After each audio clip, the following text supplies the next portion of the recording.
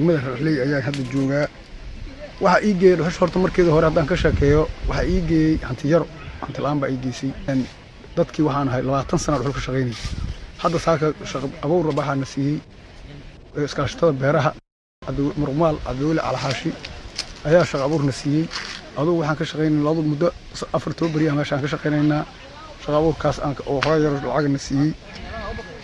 markii aan ka hadlo marka waxaan leeyahay horta iskaashtada beeraha dhalinyarada iyo odayaasha iyo kuwa dadka dhuxusha ka shaqeeya si anaga shaqo abuur u sameeyeen shaqo abuur sameeyo horta marka hore leh waana mahadsantiinaan leh waxaan kaloo ummadda hay'adaha gargaarka u sheegaya dhirta waa xaalaftay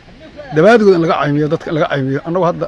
waa fikri markaan arkay hadda dacwaan gaaray dhulka in xaalaf ku socdo hadda birta waa ka joojiyay laakiin dhalinyarada shaqo abuur loo sameeyaan leh ilaa intaas oo muddada 20 sano kuma aad fikrimaya in deegaankaadi aad xaalufinaysid kuma aana fikirno naf ba ay haydo qof dadii gaajoonta ay wax ma fikirto wax laan ba u geysay gaajo ay geenaysay wax kale aan ku shaqeysto amal ma hayo waxaan fahmay dhirta inay dhibaato tahay jirdo si dhibka aad u geysanaysiin dhirta aad jaraysiin aad arinta uga tanaashiin oo iskaashan murqaal ay sameysay shaqada ay direen maxay tahay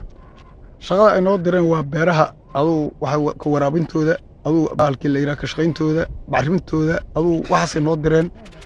falidooda dhirta laga falo geejiniga laga falo meesha beerta ama geedka ka baxa waxyaabahaas noo direen marka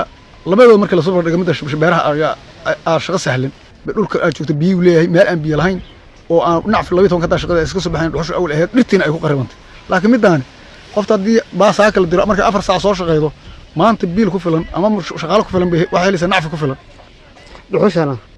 ما تومبري مركز شقيسة وحالي سهاف سكر أكثر ده كنت جد بكاج ما لحق جد هاف سكر العكت هاليس